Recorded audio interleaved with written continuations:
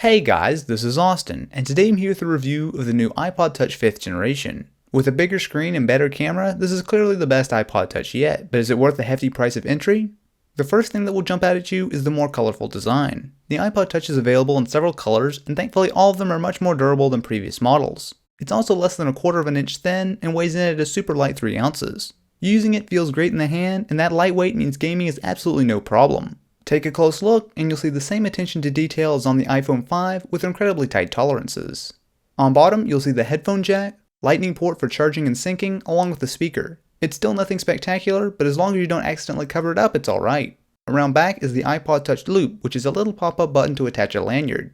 It works fine, but I imagine most people will use it once and forget about it. Above is your antenna for Wi-Fi and Bluetooth, which does stick out a bit, and the camera, LED flash, and microphone. I'll get into performance in a minute, but one thing you should keep in mind is that the lens sticks out by about a millimeter, so it's best to get a case to protect it. Up front, you'll see the FaceTime HD front-facing camera and the new 4-inch Retina display.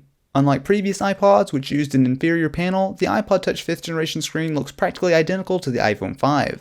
This is definitely a good thing, as not only are viewing angles top-notch, but colors and resolution are among the best of any mobile device out there. The larger screen also pays off while watching video. Compared to previous versions, you get much more screen real estate used. iOS 6 comes with the new iPod Touch and in general is very similar to previous versions. You have access to the excellent App Store with tons of great apps and games, pretty much all of which work on the iPod. You also have access to iMessages, FaceTime, and practically every app from the iPhone except for the phone app. The iPod Touch 5th generation now includes Siri, so as long as you're connected to Wi-Fi, it's going to work just like on the iPhone. To activate, all you need to do is hold the home button. Siri, tell me a joke. I can't. I always forget the punchline. Yes, but it also is useful for other more important things like, for example, sports scores. When is the next Chiefs game? Okay, sports fans, let's take a look.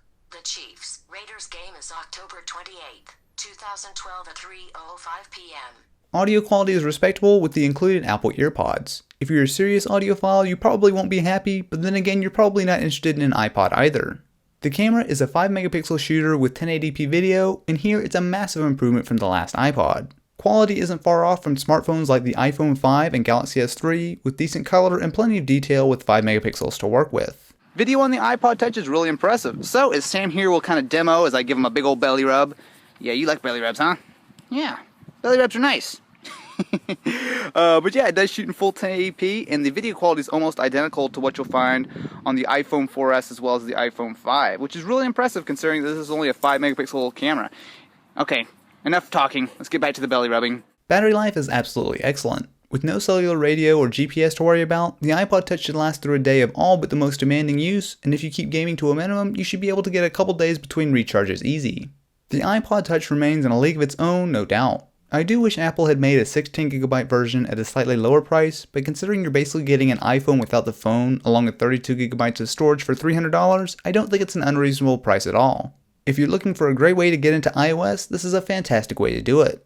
Don't forget to hit up that like button, and if you're interested in more videos like the unboxing, gaming demo, and more, be sure to check out the rest of my iPod Touch coverage here. Anyway, I will catch you in the next one.